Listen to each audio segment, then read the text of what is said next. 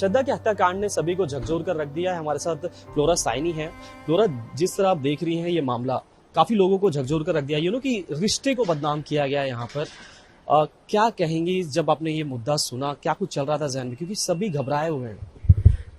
उमेश, मुझे तो लगता है कि ये बहुत देर हुई है कि लोगों ने ये रियलाइज़ किया है, क्योंकि आई थिंक मेरा भी जो इंसिडेंट है तब तक मैं भी ये नहीं मानती थी कि पढ़े लिखे लोग जो इंटेलिजेंट है, जिनको थोड़ी दुनियादारी पता है, कि उनके यहाँ पे डोमेस्टिक वायलेंस जैसा इशू हो सकता है। बिकॉज ये तो कितना प्रिमिटिव, कितना पुराने ख्यालों का एक वो है। और मैं यही बोलना चाहती हूँ कि आई विश कि जितनी और लड़कियां हैं, बिकॉज अगर आप स्टैटिस्टिक्स देखो, ये सिर्फ एक इंडिया का इशू नहीं है, ये वर्ल्ड वाइड इशू है।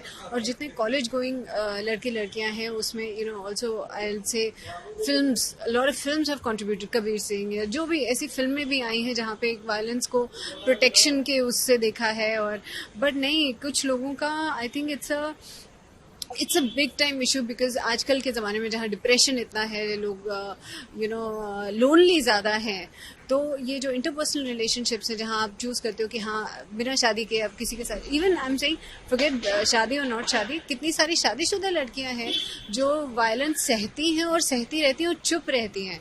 एंड आई होप इस इंसिडेंट के बाद वो रियलाइज करें कि चुप रहना सही नहीं है।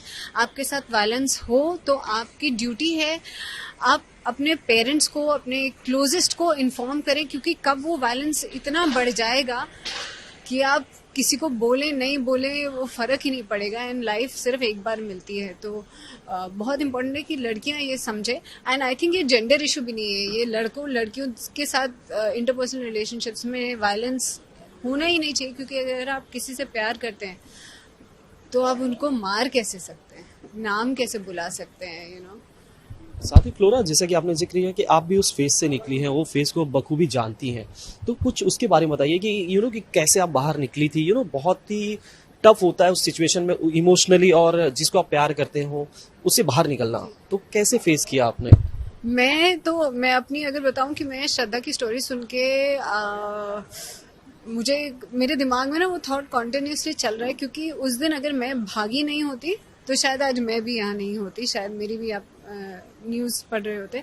क्योंकि वायलेंस का क्या है, जो वायलेंस करते हैं ना उनको ये लगता है कि सामने वाला जब तक सह रहा है तो ठीक है, थोड़ा और और जब तक कि वो जो सह रहा है उसके लिए इतना हो जाता है कि एक दिन या तो हम भाग जाएं या कुछ हो ही जाए, वो एक्सट्रीम्स में है। और जैसा कि आपने कहा कि एक इमोशनल अटैचमेंट होती है जिसको आप तोड़ नहीं सकते हैं। मेरे केस में, श्रद्धा के केस में, हम घर छोड़ के हमने अपने प्यार को चूज़ किया था, तो वापस घर जाना हमको लगता है कि यार किस मुंह से जाएं। बोल के गए थे कि नहीं हम इसी से प्यार करते हैं और उन्हीं के साथ। सो आई थिंक मैंने तो ये सीखा कि आपके पेरेंट्स आपके लिए कभी गलत नहीं सोचेंगे। Please don't go against your parents. अगर आपके पेरेंट्स कई बार आपके, जिनको आप समझते हैं आपके लिए, उसके लिए मना करते हैं, कन्विंस करने की कोशिश कीजिए। But I just hope to God कि लड़के भी केयरफुल रहें कि भाई इसका एंड बहुत ही बुरा है and you don't want to do that. And लड़कियां, क्योंकि ज़िंदगी, पता है, किसी की एक आंख चली जाना वायलेंस में, चोट लग जाना, आप ज़िंदगी भर के लिए, जैसे श्रद्धा की भी स्पाइनल कॉर्ड की इंजरी थी, कुछ भी हो सकता था। तो बॉटम लाइन यही है कि जो जिससे आप प्यार करते हैं उसको आप मार नहीं सकते हैं, और अगर मारपीट है तो please you have to be strong. Also मैंने ये रियलाइज़ किया है कि जो ये हंटर और प्रे वाला जो एक इक्वेशन होता है रिलेशनशिप्स में, वहाँ पे जो स्ट्रॉन्गर इंसान है वो आपको ना दबा के रखता है, आपका कॉन्फिडेंस किल करता है। तो कभी भी ऐसे रिलेशनशिप के लिए हाँ ना बोलें, या ऐसे सेटल ना हो जहाँ पे आपकी रिस्पेक्ट नहीं है, आपको बहुत नीचा दिखाया जाए, आपको बोला जाए आपने अपने आप को देखा है, तुम्हें मेरी वजह से, बहुत सारी चीज़ें होती हैं जिसकी वजह से हम इतने डिपेंडेंट हो जाते हैं। हमें लगता है कि हम तो मतलब पता नहीं इनकी वजह से हमारी कोई वैल्यू है। तो एंड इमोशनल स्कार्स जो उसके बाद रहते हैं वो तो रहते ही हैं। आई रियली डोंट नो कि लड़कियां आज, अगर मुझसे कोई पूछे कि आपने क्यों वो 1 साल 1.5 साल उस रिलेशनशिप में रहे, मेरे पास रीज़न नहीं है, पर थ्रेट्स थे, इमोशनल अटैचमेंट थी, इमोशनल ब्लैकमेल था, क्योंकि अगर मैं जाने की भी कोशिश करूं घर ये बोल के कि मेरे पेरेंट्स ने कभी मुझे नहीं मारा है तो मैं आपकी मार क्यों सहूं, और अगर कोई झगड़ा है तो बात करके वो सुलझाया जा सकता है, तो आंसर यही था, या तो वो रोने लग जाते थे, आई लव यू बोलते थे, मैं रह नहीं सकता, मैं फिर वापस फिर मारपीट, और वो कभी चेंज नहीं होते। हम एक्सपेक्ट करते हैं कि लोग चेंज हो जाएंगे, वो नहीं होता है। एक इंसान की जो फितरत है वो हमेशा सेम रहती है, सिर्फ थोड़े टाइम के लिए वो स्टॉप कर देंगे पर वो चेंज नहीं होंगे। तो आपको बहुत इंपॉर्टेंट है अंडरस्टैंड करना कि जिसे आप प्यार करते हो उसकी बेसिक नेचर क्या है, फिर आप एडजस्ट कर सकते हो कि नहीं। अगर मारपीट है तो प्लीज मारपीट वाले, या कोई अगर आपको गलत शब्दों से आपको बुला रहे हैं, वो बिगिनिंग है वायलेंस का। अभी फ्लोरा, जैसे कि आपने जिक्र किया कि वायलेंस होता था, किस तरह का वायलेंस होता था, किस तरह के यूँ कहें कि परिस्थितियों का सामना आपको करना पड़ता था, कुछ उसके बारे में बताइए। किस तरह के फेसेस आपने देखे हैं जिसके ऊपर आपने भरोसा किया था? वायलेंस मेरा तो स्ट्रैंगुलेशन, मुक्का मारना, आँख पे मेरे हमेशा चोट रहती थी, स्ट्रैंगुलेशन बहुत कॉमन था, और कुछ भी आते जाते बॉक्स कर देना, तो लास्ट में तो मेरा जॉ भी फ्रैक्चर हो गया था। तो वायलेंस की कोई लिमिट नहीं है, और कौन इंसान कब ट्रिगर हो ये भी कुछ बोल नहीं सकते। तो उस घर में भी मेरा ऐसा रहता था कि मुझे पता नहीं है कि अब कहाँ से क्या बात ऑफेंड कर देगी, और सारी गलती एंड में मेरी ही होती थी कि तुमने ये बोला, तो पुरानी कोई बात याद करके। आई डोंट थिंक ये नॉर्मल होते हैं ये इंसान, एक पैटर्न है। जितने भी डोमेस्टिक वायलेंस में लड़कियां जिनके साथ भी रही हैं, उन सारे लोगों का एक पैटर्न होता है बिहेवियर का, और सबसे इम्पोर्टेंट चीज़ होती है अपनी फैमिली से दूर कर दो लड़कियों को, उनके दोस्तों से अलग कर दो ताकि वो किसी को हेल्प नहीं मांग सके, वापस ना जा सके, और इमोशनली इतना डिपेंडेंट कर दो कि अगर वो जाने की कोशिश करें तो आप आई लव यू और रोने से उनको वापस ला सको, उनको ये प्रॉमिस दो कि हाँ मैं चेंज हो जाऊंगा, पर वो चेंज होते नहीं हैं। और कौन सा चांस लास्ट चांस हो जाए, यू कांट से। ऑल्सो बहुत सारी लेडीज़ हैं जो फाइनेंशियली डिपेंडेंट होती हैं। आप अगर सोचोगे कि कुछ लेडीज शादी करने के बाद भी वायलेंस सालों साल जब तक ओल्ड नहीं हो जाती सहती रहती हैं, जो अभी भी एक केस हुआ, क्योंकि वो वेट करती है कि मेरे बच्चे बड़े हो जाएंगे तो मैं उनके साथ रहूंगी और इनको छोड़ दूंगी। पर उतना क्यों अपनी जिंदगी को, क्योंकि वो ऑलरेडी आई थिंक सब लोग कमा सकते हैं और लाइफ दोबारा नहीं आती है। साथ ही जो लड़कियां घर छोड़कर किसी पर भरोसा कर निकली हैं, उनके मन में हमेशा एक सवाल होता है जो हमने हमेशा देखा है, जाना है, हर कोई रिलेट करेगा इस बात से कि अपने पेरेंट्स के बाद फिर वो रिटर्न नहीं जाना चाहती, वो अपनी लाइफ में एक फुल स्टॉप समझती है। तो आप कैसे अपने पेरेंट्स को फिर कन्विंस कर पाई, क्योंकि आप भी घर से बाहर आई थी किसी पर भरोसा करके? क्या मुश्किल होता है पेरेंट्स को समझाना? पेरेंट्स को समझाना, एक्चुअली मेरे पेरेंट्स बहुत ही अंडरस्टैंडिंग थे। वो मुझे बोलते रहे कि तुम मार खा रही हो वहाँ पे, क्यों हो, वापस आ जाओ वापस आ जाओ। बट उस बीच में इतने सारे थ्रेट्स थे कि अगर तुम छोड़ के गई तो मैं तुम्हें मरवा दूंगा, तुम्हारे पेरेंट्स को मरवा दूंगा। इमोशनल अटैचमेंट तो टूटने को टाइम जाता ही है। तो बहुत सारी चीज़ें थी जो मुझे वहाँ से निकलने में इतनी प्रॉब्लम होती थी, बट मेरे पेरेंट्स की वजह से मेरे को कोई प्रॉब्लम नहीं थी।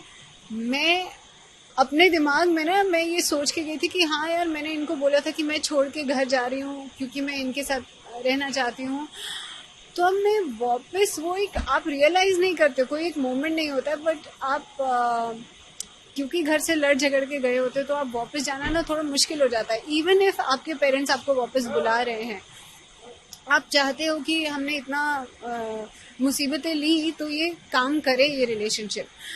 तो बट बॉटम लाइन ये है कि एक इंसान रिलेशनशिप नहीं चला सकता, दो लोग का समझदार होना और लविंग होना, क्योंकि आप प्यार के लिए ही घर छोड़ा है।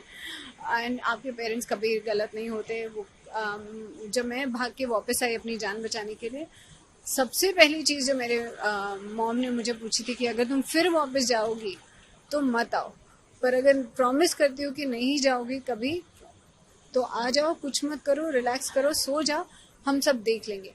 एंड इवन मैं बोलूँ कि पुलिस में भी जब आप जाते हैं, मैं अपना इंसिडेंट अगर बताऊँ, इतनी मारपीट होने के बाद भी, क्योंकि मेरे बॉयफ्रेंड के कॉन्टैक्ट्स थे, वो financially very well to do थे, मेरे फादर एक्स आर्मी ऑफिसर हैं, पुलिस स्टेशन में जाके वो अपना कार्ड दिखा रहे कि मैं रिटायर्ड आर्मी ऑफिसर हूँ, मेरे बच्चे की एनसी लिख लो, एफआईआर नहीं करनी कोई।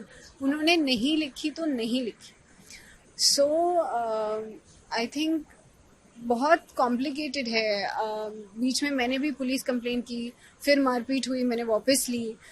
तो I think, I really don't know, पर एक स्ट्रॉन्ग वुमन सेंट्रिक ऐसा कोई डिपार्टमेंट या एक एसोसिएशन होना चाहिए जहाँ पे अगर लड़कियाँ डोमेस्टिक वायलेंस से जूझ रही हैं तो एक कॉल एंड उनको सपोर्ट मिल जाए, चाहे वो फैमिली को नहीं कांटेक्ट कर सकें, चाहे वो फ्रेंड्स को ना बता सकें, बट एक कोई हेल्पलाइन ऐसी आई थिंक होनी चाहिए। बिकॉज बहुत सारी लड़कियां, और आपको पता भी नहीं चलता कि आप टॉक्सिक रिलेशनशिप में हो। हम लोग सिर्फ ये सोचते हैं कि वायलेंस जब तक मारपीट नहीं होगी, हाँ, और वैसे भी लड़कियां सोचती हैं अच्छा उसने मुझे मारा, शायद मेरी गलती होगी। ऐसा नहीं है, हर बार आपकी गलती नहीं हो सकती। एंड मैं लड़कियों से ये पूछती हूँ कि जब अगर सामने वाला कुछ गलती करेगा, आप उन्हें सिर्फ मुंह से बोलते हो, क्या आप उनको मार रहे हो? नहीं, तो फिर आप क्यों मार खा रहे हो? साथ ही जैसा कि श्रद्धा की बात हो रही है, श्रद्धा का मुद्दा इसलिए बाहर आया कि इतनी निर्मम हत्या हुई उसकी। जैसा कि आपने जिक्र किया कि बहुत सारी औरतें ऐसी हैं, बहुत सारी लड़कियां ऐसी हैं जो खाली झेल जाती हैं, उस परिस्थिति को टाल देती हैं। उन्हें क्या कुछ आप कहना चाहेंगे? कि आप उस फेज से निकली हैं, तो उन्हें क्या कुछ आप संदेश देना चाहेंगे जो इस ऐसी रिलेशनशिप में हैं और इन सारी परिस्थितियों का वो सामना अभी भी कर रही हैं बस प्यार की खातिर? मैं सिर्फ ये बोलूंगी कि वो इंसान चेंज नहीं होंगे जो इतने टाइम से इतनी मार आप खाए हैं, इतने झगड़े हुए हैं, समझाया है, पर वो चेंज नहीं हुए, तो वो चेंज आगे भी नहीं होंगे।